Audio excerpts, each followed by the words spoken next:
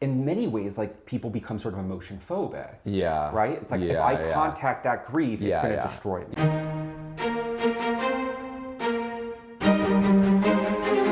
So can you start just by introducing yourself?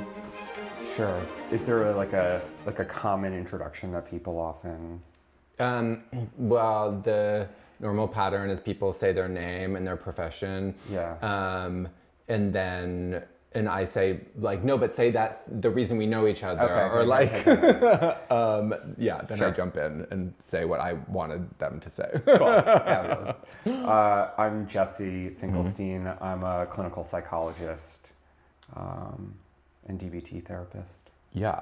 And you're actually one of the few. I was like joking earlier about how my therapist friends are lesbians. Yeah. There are a lot of gay guy therapists. There are a lot of gay guy therapists. I don't have actually a lot of people who are like in our social, like larger social network that are therapists. Like you're like the only one. Yeah, I feel like there is a movement for lots of folks getting back to school for psychoanalysis, which we talked about earlier. Yeah. But that's a strange thing. So, but that's my way of saying I'm like excited to have a gay guy therapist in my life, and I'm excited to have another cis man who's a therapist to talk about this. I know so many like AFAB therapists whose opinions I'm like grateful to have shared on this podcast. But anyway, I'm just curious to see what happens. Yeah. So the deal is that the first season of this is about heartbreak. Yeah. And I wonder, from your own life, when I propose that concept, like what comes to mind? I think a couple of things come to mind. I mean, of course, there's my own personal relationship and connection to heartbreak. Yeah. And then there's also, how I've experienced and seen folks I work with as a therapist, their connection to heartbreak. Yeah. And then there's sort of like the theoretical framework in which I think about heartbreak. I want to hear about all of that. And I'm like maybe particularly interested in the relationship between the personal and the professional. Like how you, how like your lived experience has informed how you might think about the work or even actually like being in heartbreak while doing this job. Yeah. Which has been a specific experience for me. Yeah. I've never really thought about, I guess, I'm trying to think if specifically I would have named the experience that I was thinking about in terms of our conversation as like being in heartbreak while being in or job. As a therapist. Yeah. As we talk, I'm happy to sort of reflect on that more. So the question is about when did I have my first experience of heartbreak? Yeah, when does or even just like whispers of it? Yeah. Yeah, I think I had first whispers of heartbreak when I was like 8 or 9 and had a crush on this girl in my school. Mm-hmm. And again, like I really do sort of see heartbreak as being this experience of relational loss. I don't even know at that age if I could conceptualize what romance or any of that was, but I knew that I really wanted to be close to her, and that she was no longer interested in being close to me. Mm-hmm. And I knew that was painful. Yeah. Mm-hmm. Yeah. Mm-hmm.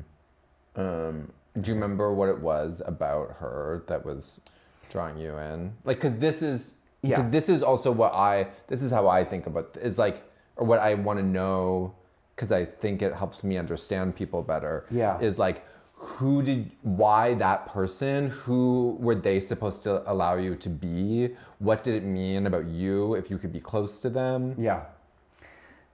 So those questions, firstly, I have so many thoughts about that. Like one, that for you is an avenue towards connection, which I think is really beautiful. Like this idea of like, oh, how you experience, or how like me, Jesse, experiences heartbreak, the pain that it generates, the thoughts about myself that it generates, yeah, it's like super revealing for me Yeah. as a person. Like, Yeah. what are the beliefs about myself Yeah. that come into contact when, Yeah. let's say, someone rejects me? Yeah. I think at that young of an age, I don't know if I had a formal idea. I could probably articulate now, Yeah. given more recent experiences of heartbreak, Yeah. sort of like the tender spots that it hits. Mm-hmm. At that age, she was smart and fun, and like we would like just hang out. Like she was just someone, you know, that I connected with, and connection I think at that age for me was so important Yeah. that it was hard to lose that. I think if anything, it probably contacted an experience of aloneness that was painful for me at that age. Yeah. Yeah. Totally. Yeah. And it's, I mean, that's why like in like a, yeah, like a, the context of like being a kid, like the line between like your friend and your, like what's heartbreak and what's like, oh, I just want my friend. Like, it's like Yeah. kind of the same thing. Like you're sort of in love with your friends. Yeah. I think you're in love, like, and I guess maybe that's like an element of heartbreak that we could discuss. Like, is it necessary to feel love for someone in order to experience heartbreak? That's, yeah, I mean, that makes sense to me. And I feel like heartbreak in so many ways, when it's prolonged and really gets in the way of like life in lots of ways. Yeah. Oftentimes I feel like it contacts certain beliefs that we have about ourselves. Yeah. That almost becomes the preoccupation. Totally. What, do you mind if I step back? Yeah. So like I was thinking about like when we were gonna have this conversation, like how I would conceptualize heartbreak. Yeah. And I think like the place I start off with is that like, and tell me if if I'm at any point getting too much into the weeds of I'm something. like dying to get into the weeds. Okay, cool. Yeah. So like broadly, like there's these two, let's say, competing camps around like emotion theory. Yeah. There are the folks who believe that we have hardwired emotional experiences like fear, sadness, etc. And then there are folks who sort of sit at the opposite end, the constructivists who believe that, you know, emotional experiences are socially constructed. Yeah. Increasingly, it seems like the constructivist conceptualization has more theoretical and scientific backing behind it. And I kind of sit within that camp. Yeah. So, you know, there isn't, to my understanding, and I think what the science bears out, a universal experience of heartbreak. Yes. Like we don't have like neural pathways that are fired across all of us when we experience heartbreak. And so what that leads me to sort of think about is how for each of us, this experience of like relational loss, this experience of what we would call heartbreak, it will look really different. It will feel really different. We're going to behave differently. And then that will even happen for each one of us as individuals across different periods of times in our lives. Yeah. And so, you know, this experience that I had at, let's say, 8 or 9 years old. Yeah, like I'm putting the label of heartbreak to it. Yeah. But I would describe it as like a feeling of loss, a feeling of rejection, a feeling of wanting. Yeah. Maybe these thoughts that I had that accompanied it, like, oh, like I wasn't good enough. And like, I guess a behavior that I would associate with it was like a redesire to connect, a yearning to be closer to that person, which broadly is how I think about heartbreak for me. What was it about that girl? Like, why do you think this friendship was so important? She was smart. She was fun. I mean, I'm also talking, I mean, this is 8 or 9, like who knows? My memory, like this is how I'm like recalling it right now, but that's sort of how that's how I make sense of it. I mean, I wonder about everything you just said, because it's like, the thing I call my first heartbreak was like someone I didn't even really date. And I think it's like a guy I was like fell for really hard, and then it like didn't, I got rejected. But I think that there are threads of that feeling in like earlier just like longing that are from the same part of me. So even if, which to me like tracks with what you're saying, that like there's like something about like my individual subjectivity and how I experience like not having my desires met, and that's like caught up in heartbreak. Even if I wasn't like, I'm thinking about like, I have this like one memory of being like 15 on a camping trip with my parents and like listening to the Cranberries and just like essentially in a state of heartbreak, but over no one, like over just like over the idea of heartbreak. Over the idea of love. Can I, so in that experience that you had, which you are connecting to as an experience of heartbreak, an instance of heartbreak. Yeah. Like, do you remember what you were thinking at that time? Well, I think I was thinking about like a guy at my school, but Okay. And can I ask, like, what was the thought that you were having in relation to him? fantasy. I mean, like, I can, my like early, and maybe I don't know, I've not interrogated this a lot, but like my early like adolescent fantasies around this were like different than sexual fantasy. Yeah. And so I think it was about like, but it was about like physical closeness, like just like imagining like holding each other, or like I remember this one guy like thinking about his chest and like imagining like my head on his chest.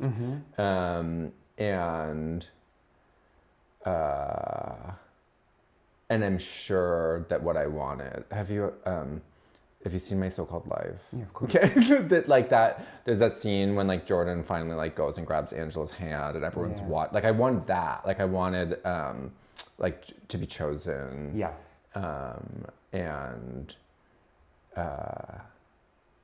to be like romantically chosen by someone cool was, I think, the fantasy. So there was this like sort of thoughts that you were having while you were camping. Yeah. And like the thought was like you were imagining being chosen, you were imagining like this physical connection. Yeah. You had this sort of image from My So-Called Life of hand being held. And then I imagine maybe what was painful about that is that that wasn't a reality. Yeah, it was, So it was sort of confronting, like, okay, I have this image of what I want, and what's painful about it is that this is not reality. Yeah, and also that like there's an addition. This isn't reality, and there's an additional layer of like it's not like I can like we're gonna come home from this camping trip and I can like go for it. Like this is like I felt like I was like in some version of a closet, and like like it was all fantasy. There was no It was an impossibility. Yeah, it was an impossibility. And it was even an impossibility to like call my friends and be like, oh, I'm like so in love with this guy. Should I call him? Or like, it was just like, I was like so outside of the stream of like that part of social life. So like on top of this sort of pain that like, okay, this wasn't even an option. Yeah. There's like these, like this attendant experience of like aloneness. Yeah. Like I'm alone in this experience. Yeah. I can't even connect. Yeah. I imagine potentially if you were closeted at a time, maybe there was a feeling of shame. Like, should I even be allowing myself to want this? Yeah, my experience of that was more compartmentalized. Okay. Like just there's a place I can go inside myself where all of this can occur, and that's just like totally separate from yeah. And I'm sure like, and I'm also sure that the presence of my parents in like a tent, and another tent who I like couldn't talk to about this, and who were like actively like resisting this part of me. Yeah. Like I'm sure that was amplifying the like storm of it all. Yeah, there's an awareness, like I can imagine like feeling even that much more isolated, knowing their presence was right there. Yeah, and how that, I mean, so yeah, I mean that, I think in many ways the way I think about that, like your experience of heartbreak and the way that I connect to it, and I guess when I was thinking about this topic of heartbreak, I was thinking about sort of grief broadly. Yeah. And how, in many ways, what heartbreak, the way I think about it for myself and when I see it, when I work with folks, it's functions similarly to the experience of grief, which is like this experience of loss, that life, be it wanting to be with someone, be it wanting to have your life be a certain way, is not what we want it to be. Yeah. And that yearning to have it be some other way. Right, but there are so many things that aren't the way we want them to be. They don't all feel like this. Yes. And I think lack of I think for different people, that can cue distress in different ways. Like I have worked with folks where not having the job that they wanted. Not living that life that they want. People have come on here and talked about that work life. They've had sort of like grander ambitions at work, and then that has meant that the professional disappointments have been A type of heartbreak. or even actually like more disappointing. Than the romantic ones, or more crushing. And like I think like if we think of like the typical definition of heartbreak, it does feel to be relational in that way. And I don't know. I guess I think of heartbreak within the sort of rubric of grief, non-acceptance. So you have that experience at with this girl 8 or 9. What did you ever talk to her about it? No. I went to the same school from nursery till I was in 12th grade. So then there were other experiences of heartbreak. What? Like what? I mean, it's like I remember being at camp and having a crush on another girl and feeling really close to her, and she and I were really close. And this is where I was like, feel like I was more conscious of sexuality. I was maybe around 13. And then she and I were like dating and then broke up, and I remember really yearning for her. I'm trying to think of my first experience of heartbreak with a guy. Yeah, that was probably in college. No, when I was in high school. Yeah.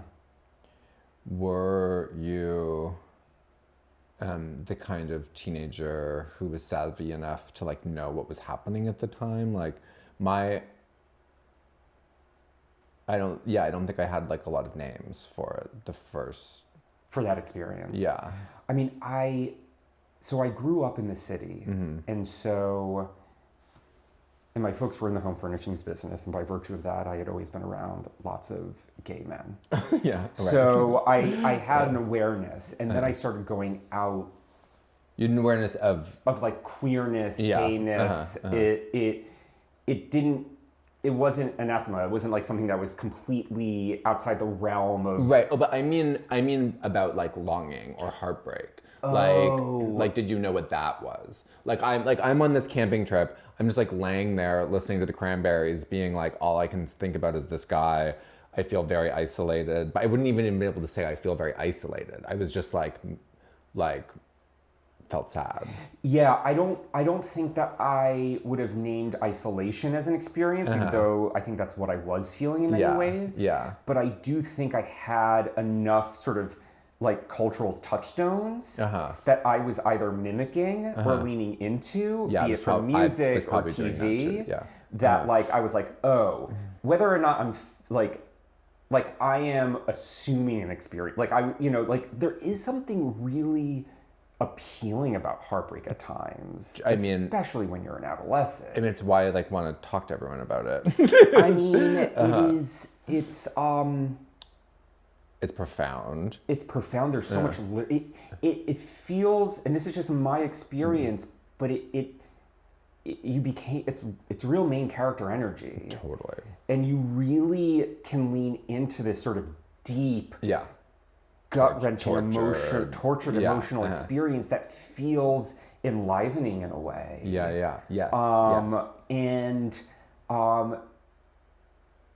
yeah, it's kind of exciting. Yeah. At least when you're that age and you're also fantasizing about what heartbreak is. Yeah. Did you have, do you think at that time in high school that you had like, yeah, did you have built out fantasies about what your romantic life should be, what you wanted?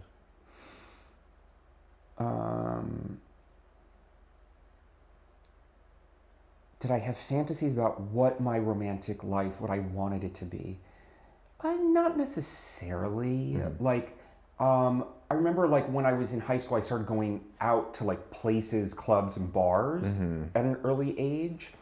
And this was also at a time where New York it was in a strange place. Like this was sort of post height of the AIDS pandemic or epidemic, and being gay, being a gay man in the city felt really odd. I mean, in the respect that like almost like all the bars felt like dental offices. Like it felt super clinical. Like we were going into like Chelsea and there was this bar like XL. Like everything felt like sort of this white, sort of, what's that, like plastic material. Like, oh, yeah. It just, it felt clinical. Yeah. And I think a lot of that was in response to AIDS. You're talking about these sort of like, just like corny clubs? Corny clubs and bars and just like, and so it didn't feel romantic in a lot of ways. Yeah. It felt, it just didn't feel romantic. It felt like there was a bit of life missing from a lot of that experience. So I like whatever fantasy I had around sort of men in that way, it didn't seem like these were the contexts that would allow for it. I was also like, I was like this like skinny kid in high school hanging out with like these Chelsea queens. Like everything felt so outside the realm of possibility that it didn't really allow for a ton of imagination around like what could be in a way. Yeah. I remember being that age and like underage, going to these bars and being really confused about why I wasn't getting more attention. But it was like, I was like 18. Yeah. And you, when you're 18, you like look 15. And it's like, but like, and thinking like, oh, these are, guys in their 30s, but like that seemed appropriate to me. And they're all like, nicely, like, no. But that feeling really confusing. I didn't get it. And I couldn't also sort out like, I thought that youth was like coveted. Like I was like, I'm especially young. I'm younger than I'm even allowed to be. Like, isn't that fascinating? Isn't that attractive? I had that idea that youth was coveted. I always felt very outside. I did feel outside, but I thought there was this other thing. I didn't even entertain that as an option. I felt not. I felt two things. I think I felt one, like, oh, I'm not fitting into what all of this is. And I think the other thing, which was in the back of my mind, was like, oh, like, is there something else? Like this is going to be rough if this is what it's all like for the rest. Like I was like, this is going to be a tough go. Of just like gay culture. That experience of gay culture at that moment in history felt very limited to me. And I was like, oof, this is tough. So you get to college. Yeah. And maybe things start to feel more possible in terms of like actual experiences. Yeah, like I had like the first guy I really dated in college. Had like an experience of heartbreak with him. What was it like to encounter like the real possibility? Like, oh, this is that, like, this kind of romantic connection can actually happen. Well, I think it was that feeling of like main character energy. Yeah. Being paired with real possibility. Yeah. it's like now I could lean into this fantasy of what being in a relationship, being close with someone, sharing things with someone. And also like the fantasy generated by watching movies, TV shows, and music. Yeah. Like I could live that out in some way. Yeah. And so, you know, I remember like at that age, like I think I liked him as a person, Yeah. but I feel like so much of that experience was being contained within just this desire for that romance. So yeah. What was it about him, Him? that you could project that onto him, or say like, he is gonna help me Live that out. Yeah. I think he was like somewhat unavailable. Yeah. So there was always that experience of yearning. Yeah. He was like I was attracted to him. And at times he would reciprocate. So, you know, it was there and then not there, which is like, you know, yeah, like that's like the tumultuousness. Like it's like that's the, I don't know, that's the experience that I had. Like I didn't want that. I just wanted him there. Yeah. And that pain, I was able to lean into because I had so much context for it in like the literature, the movies, the music I would listen to. Yeah. It's interesting thinking about what you were saying earlier about like universal organic feelings versus like socially constructed. Yeah. Because like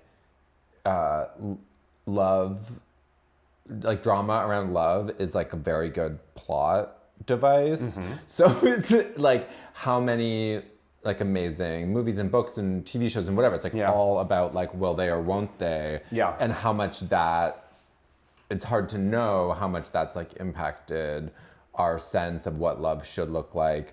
Like you're saying, like you find someone who there is this like,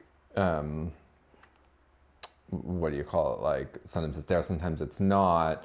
And that actually might, I'm wondering if that might amplify the feeling because we've been like so fed a fairy tale that that's what love should be, will be like. You've really found it if it's just out of your reach. Yeah, and I would say same with love. Like I don't think that, at least to my knowledge, there's not any evidence that like love itself is like a universally derived experience. Like it's not necessarily hard. Like what, like the label that we apply to love, the language that we put to it, Romantic partnership. whatever it is, like these are, that is socially constructed. Now, like we may find commonalities in terms of like the biochemical reactions that we have when we're feeling close to someone. Like there might be like similar like hormones that are released and what have you. Yeah. And we might have similar like physiological sensations, like those patterns may exist. And the attendant like labels, context, thoughts that we associate with love, that feels very culturally specific and generated. So like what you're describing, like how many of us may have grown up with these fantasies within maybe perhaps our specific cultural experience around what love looked like. I'm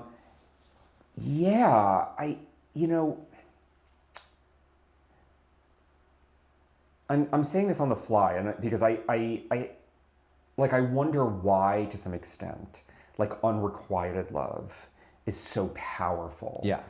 And there is something really centering about it.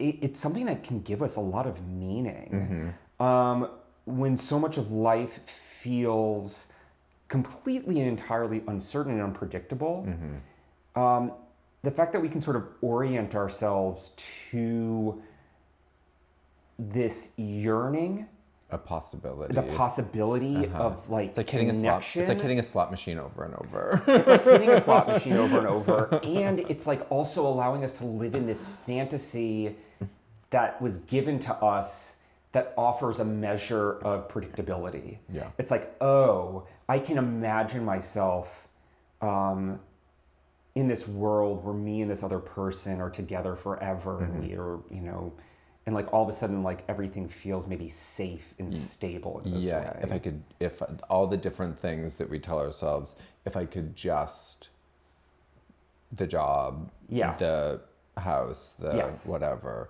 Yeah. And it's a really reliable one of those for sure.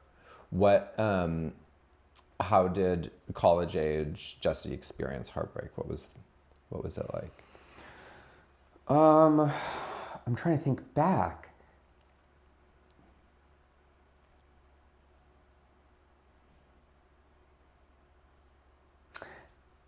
I think this is maybe a matter of, I don't know what the factors are. I think temperamentally, I am someone that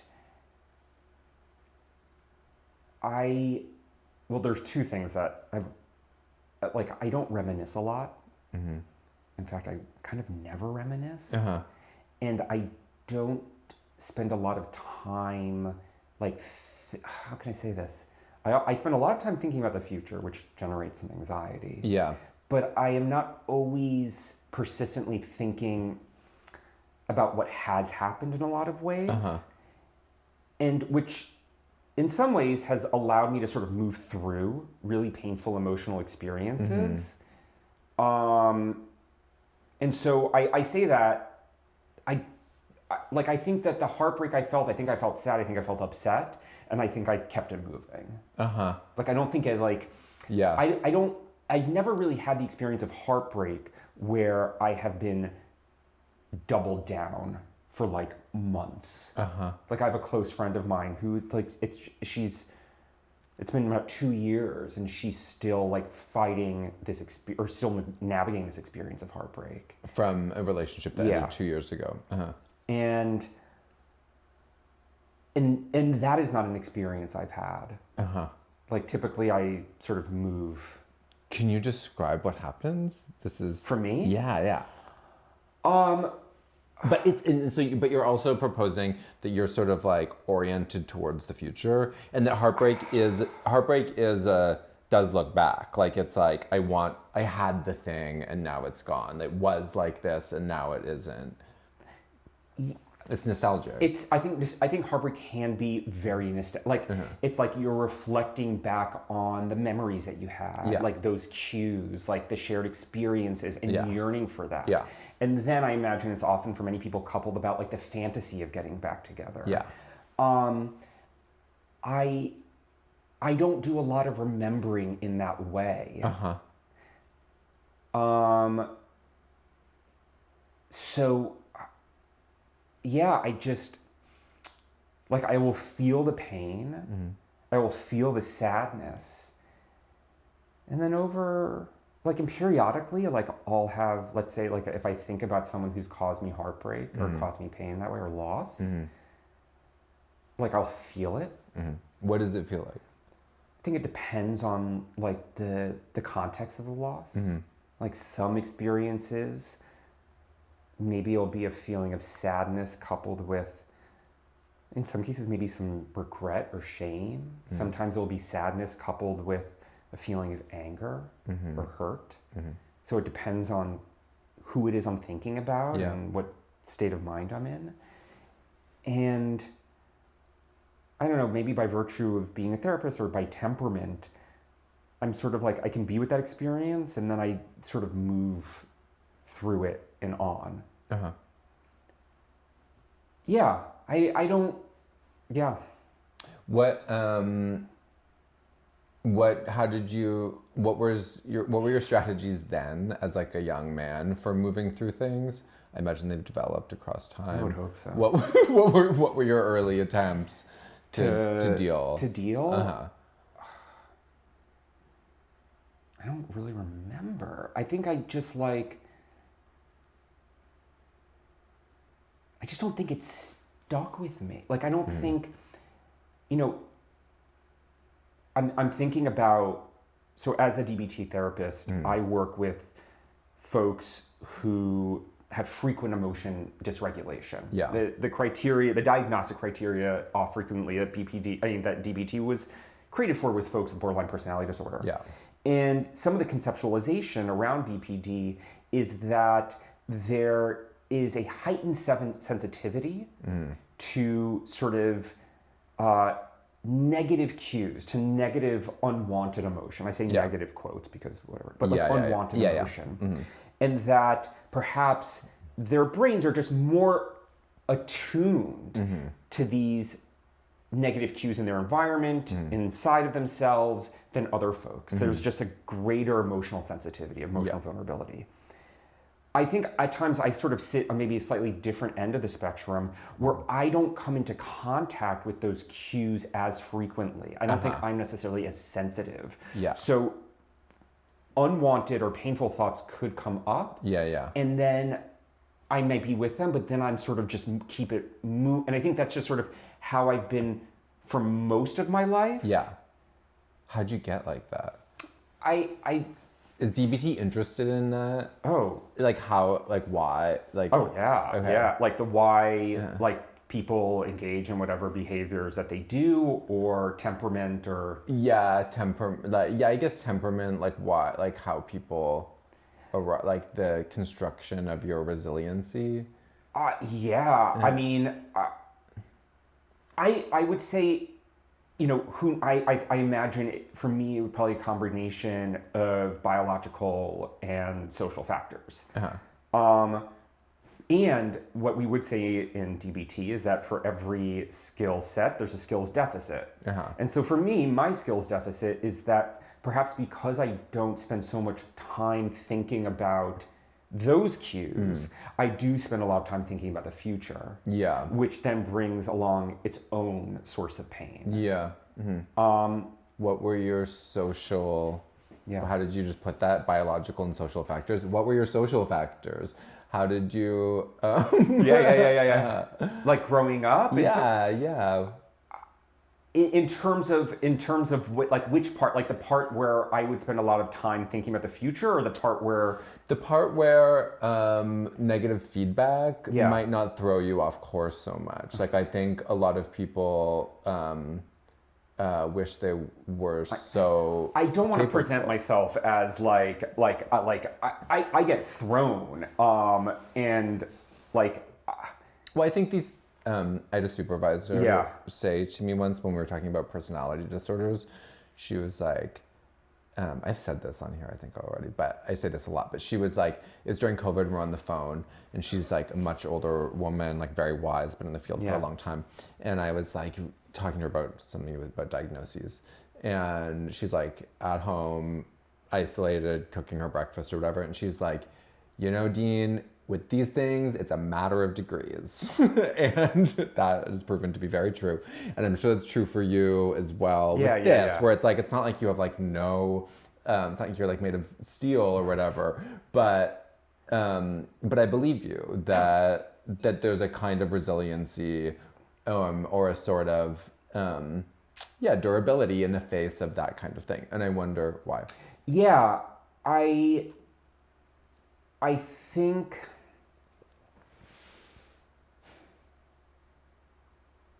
I don't know. I do wonder to what extent like my experience of anxiety at times maybe inhibits some of that. I think that through sort of almost habit, the way that my thoughts are oriented, the way that I think is less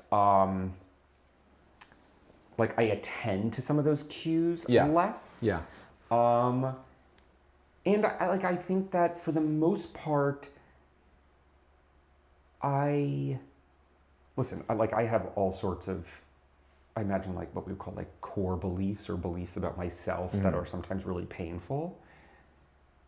And I've been fortunate in that I haven't necessarily experienced tremendous amount of trauma in life that has really activated and reinforced some of those beliefs. Totally. And so in some ways I've lucked out in being, my family, friends, etc. Like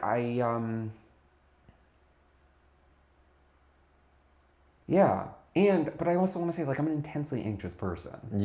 Like anxiety is my thing. Like I like heartbreak, but anxiety is like where that's my sweet spot. But I mean, that's like that is a helpful thing to share, because it's like, you know, we're not just out here talking about trauma because it like makes for interesting social media content.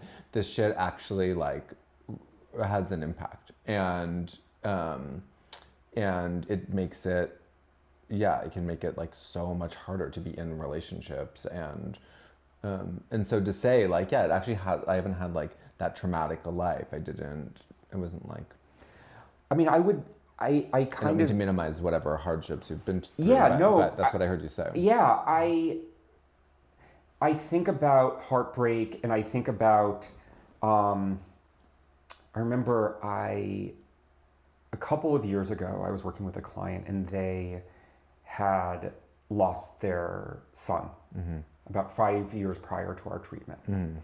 And they had what we would diagnose as like complicated grief, prolonged grief, a type of heartbreak, I would say. And the conceptualization is in many ways indistinct from PTSD, in that what ends up happening is there are certain cues in your environment that remind you of this person. Maybe you smell their scent. For them, they had a room in their house that they couldn't enter because it was just too painful. Yeah. And so you have these cues that remind you of this experience, this person, and then that brings up a lot of emotion. It can be shame, sadness, grief, what have you. And maybe these thoughts like, oh, I can't I can't be with this. Like, this is too much. Yeah. And then there's these efforts to avoid or suppress the experience, which in the short term can function as some relief. Yeah. But in the long term can really narrow our lives. For instance, this person I was working with who increasingly like was trying to avoid any and all reminders. And what it never does in that process of avoidance, it never gives us the opportunity to process and target some of these sort of core beliefs or assumptions we have about ourselves, others, in the world, which tend to be sort of the maintenance of this process. So for this person, it was like, oh, I'm powerless, or oh, like I should have saved him.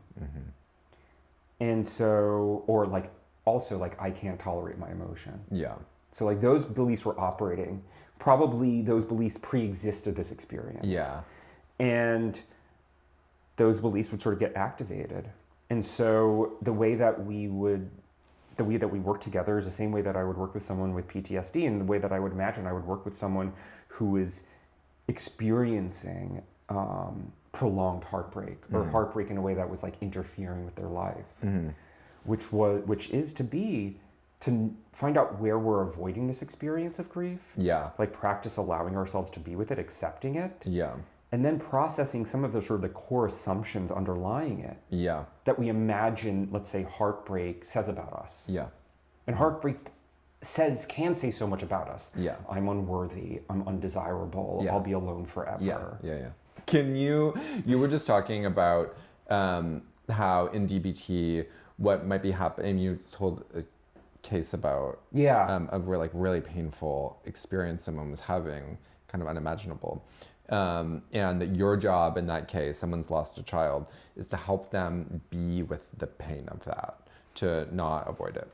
Yeah, I feel like where we almost started talking about heartbreak is at times heartbreak can be this experience of non-acceptance. Yeah.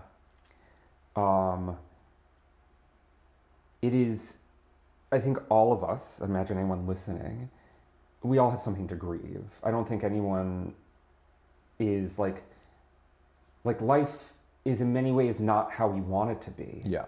And so that is painful. And there are all sorts of ways that we negotiate that pain. I think some people may choose to avoid that pain entirely. Some people may choose to numb themselves to it. Some people may choose to live in fantasy about it. What like what my role is, let's say we're doing a complicated grief protocol or we're doing like a PTSD protocol, Yeah. is to really help folks not avoid, to sit with the emotion, Yeah. to learn that while the emotion is really painful, they can tolerate it, it won't destroy them. Yeah. What's that part What's in the that? work? Like, what are you, someone comes in and they're like, she broke up with me the day before the wedding. There was the love of my life. I can't eat. I can't sleep. How do you get someone to start Processing that? Yeah. Yeah. It is, so I can be very specific and talk about like the PE protocol. Yeah, if yeah. that would No, be I helpful. I want the details. Yeah, so there's there are like 4 major evidence-based interventions for PTSD. Yeah. There's EMDR, which I'm not going to speak to because I don't practice That's it. not what you do. And I don't deliver it. And then there's sort of the other 2, which I do deliver. One is called cognitive processing therapy, and the other one is called prolonged exposure.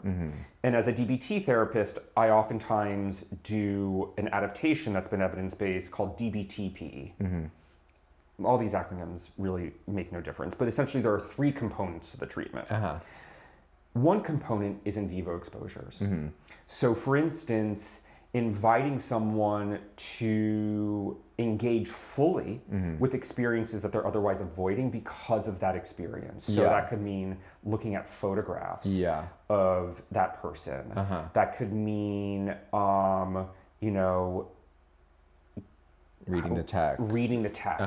A memory. Yes.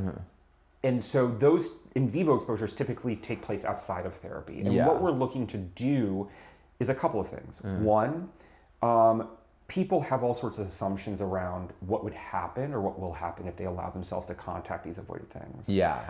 I'll break down. People will say in therapy, they'll be like, if I start thinking about that, I'll never get up. I will not make it out the door. Precisely. Yeah.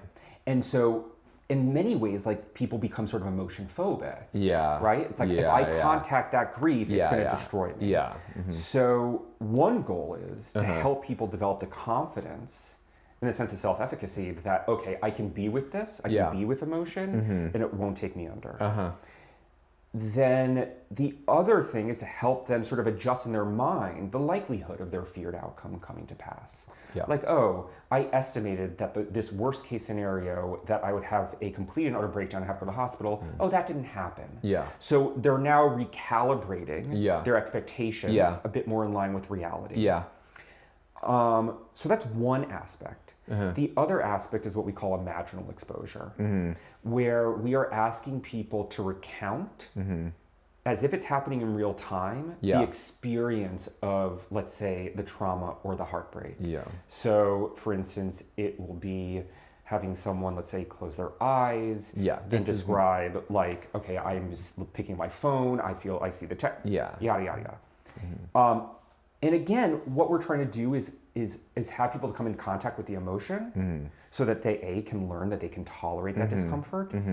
And what ends up happening afterwards, and this is the third component of the treatment, is the processing. For many folks, and I would imagine this is the case with heartbreak as well, but certainly with complicated grief and with PTSD, there are lots of judgments of themselves and others. There can be all sorts of shame thoughts like, oh, this person left me because I'm worthless. This thing happened to me because I'm an intrinsically bad person. And those shame thoughts can really persist if we don't allow ourselves to move through the emotion and talk about the experience in a more, what I would call dialectical, but a more curious and compassionate way. And so what is really profound for me as a therapist is to witness people moving through those experiences and then talking about, okay, what did you, so now we've gone back to sort of the scene of the experience. Yeah. How can we begin to think about it differently? Like, what does it mean to be about? Like, are you about? Like, Yeah. and so then there's frequently what ends up happening is that people become more willing to accept, not approve, because acceptance is not approval, but Yeah. accept the reality of what happened without all that attendant shame. Right. Yeah. And that allows them to move through it in a different way. What do you, in your experience, what do you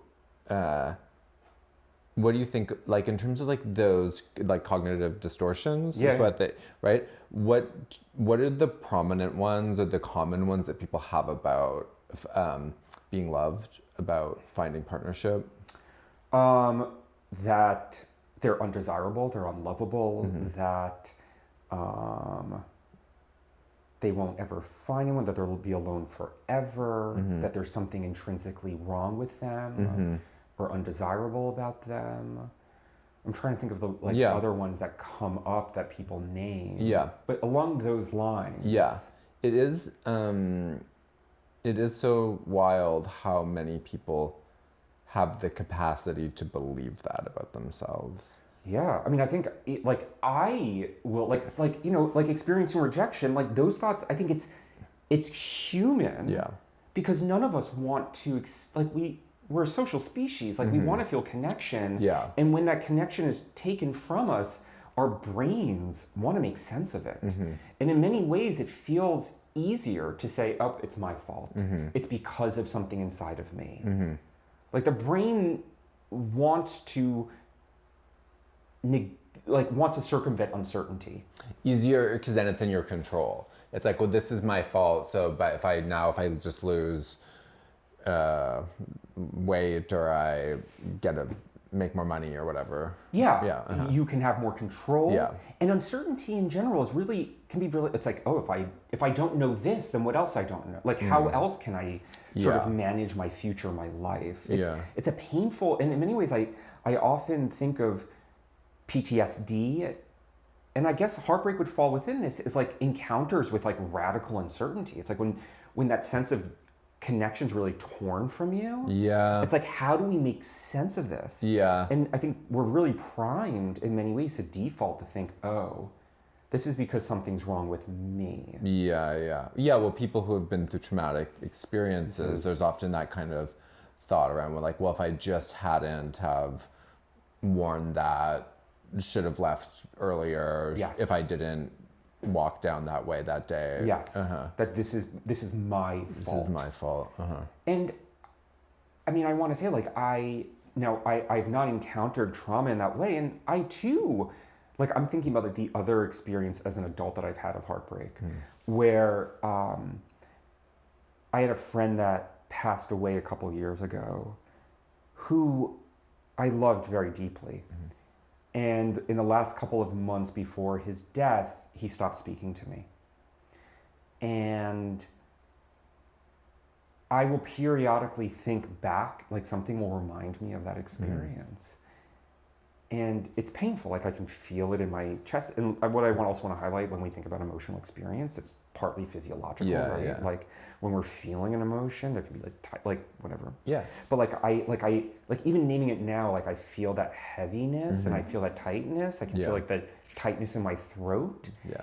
And the thoughts that sort of circulate in my mind, where like some of the thoughts are like, oh, like I miss that person. And then there are other thoughts like, maybe like shame thoughts, like, oh, I wish I had done things differently. Yeah. I wish I had tried harder to reach out to him. And I'm sure if we were to pull on that thread, I imagine there are probably like core beliefs about myself that are operating, like, oh, I don't know, I'm responsible for other people's emotions, or like, something about me drove him to not like. With the uncertainty of it, that I could have changed the outcome. Exactly. Yeah. And so I guess I say that to highlight that this idea around sort of core beliefs, core assumptions, like you don't necessarily have to have an experience of a specific trauma to have some of those beliefs. Like these, like we all operate. We all need to make sense of our world, and so we operate with various rules, sometimes outside our awareness, that helps us sort of govern our reality, shape our reality. Yeah. the broad goal, and the goal isn't to say that those are wrong. Yeah. The goal is just to be flexible. Yeah. Jesse, how do you, like as someone who understands the like mechanics of how people move through this stuff, how we encounter it, how do you think that impacts the way you like... I do it for myself? Yeah.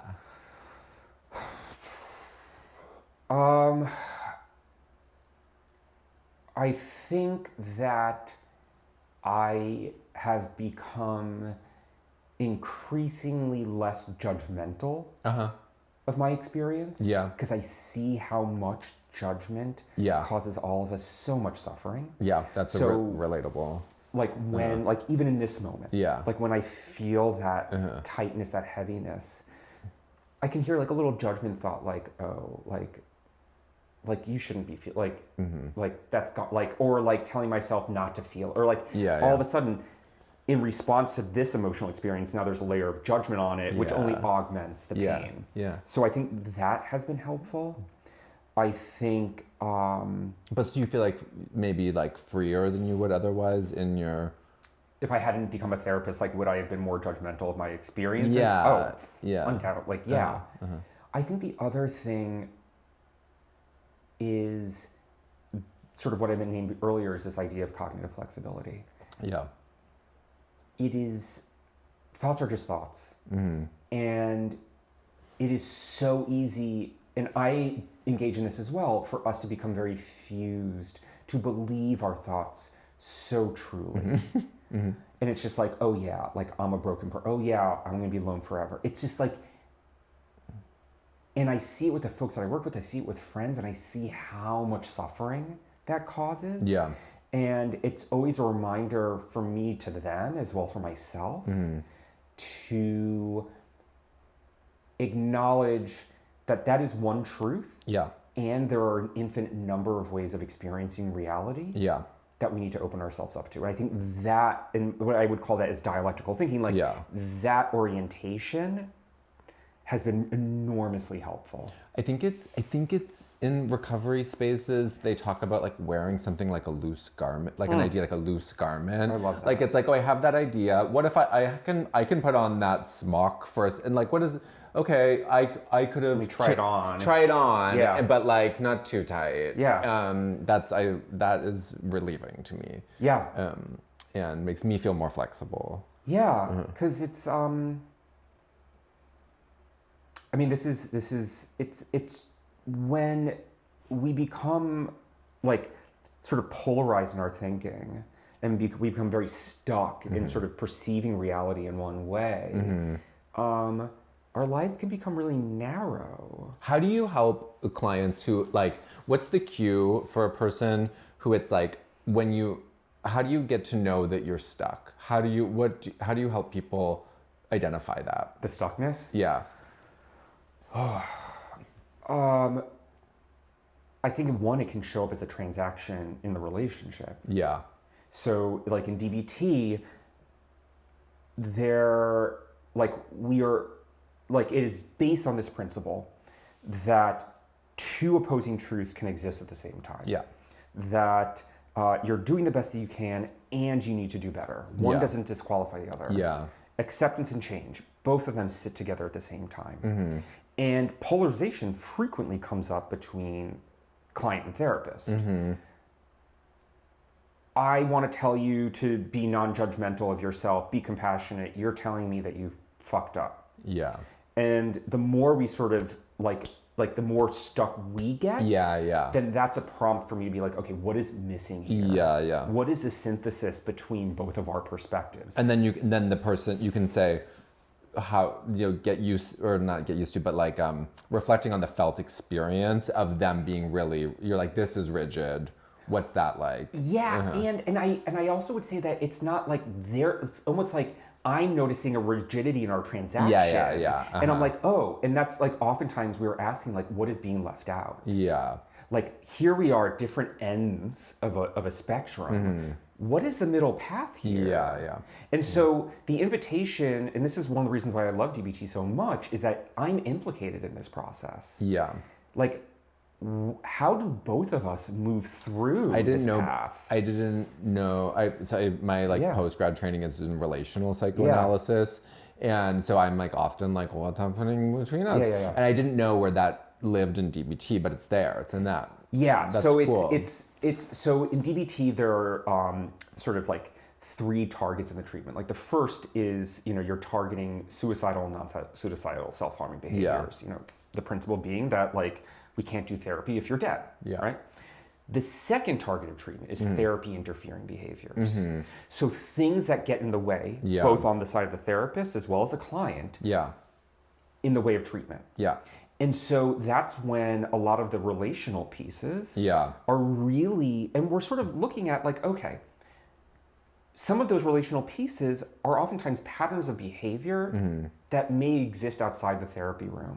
So how do we help our clients, ourselves, be more effective in the room with the expectation that perhaps they can take that information, those skills, and be more effective in their life as well. So there's a huge emphasis on that relational component. Cool. I didn't know about that. Can you, Jesse, and this is my last question, I'll let you go. But I'm trying to build a heartbreak syllabus. Someone who's in heartbreak, what should they read? Or listen to, or watch, Oh my gosh. Okay. Okay. Sorry, I didn't mean to. No. This is a great question that I'm gonna offer some unfun answers. And then maybe I'll think of some more fun answers. Okay. My unfun answers are people need help. It's okay to do a serious one. Thank you. So this is sometimes my fear around cognitive behavioral therapies is that I feel like people think of them as being very sort of mechanistic, because a lot of them are very skills based. But they're also skills that evidence has shown to work. Whatever. I'll tolerate my own self-judgment right now. So I think that one place to start. I'll say a couple of things. I think one is I do think DBT offers a lot of literature on how to be with emotion. How to effectively respond to, accept emotion, as well as at times change your emotional experience when needed. So I would encourage folks to sort of dig into DBT. There's tons of resources out there. What's your like someone who's new to DBT in your practice, a client? What's your like gold standard? This is the text I want you to read. I don't want to be too self-aggrandizing by mentioning something that I might. Let me think. It can be your own book. I mean, Tell the people you are on a podcast. You can say the name of your book. I co-authored a book with my mentor, who was trained by Marsha Linehan, the woman who developed DBT. It's supposed to be it's supposed to be. I hope it is it's a user-friendly guide for DBT skills. It's just for anyone. I feel relieved that you will promote your own work. Thank you. I also think that like Kristen Neff's work, she's a psychologist who's developed mindfulness-based self-compassion. Like when we think about heartbreak, I think we think a lot about feelings of shame and self-judgment. So I think about like what's the opposite of that. So I think self-compassion and doing self-compassion work. I do think sort of looking at, I think Catherine Shear, who does work on complicated grief up at Columbia. She has a ton of, there's a website there that she has, I think it is complicated, I forget what the name of it is. A whole syllabus on how to navigate grief, which again, I sort of conceptualize as sitting next to heartbreak. I love the work of Adam Phillips, who's a psychoanalyst, who writes, he wrote this one book that I love, Missing Out. Which I think sort of speaks to this orientation of non-acceptance and sort of being with the ghosts of other realities and sort of walking alongside them. I also, like, like mindfulness practices, like the work of Tara Brach. I really like Pema Chodron when things fall apart, and like all of those folks. Sharon Salzberg, Loving Kindness. Oh man, I can just keep on going. The caffeine hits about halfway through, and I'm ready to go. A lot of great resources. Thank you. My pleasure. Jesse, it was so nice to geek out about therapy with you. You too. Thanks. Thanks for having me.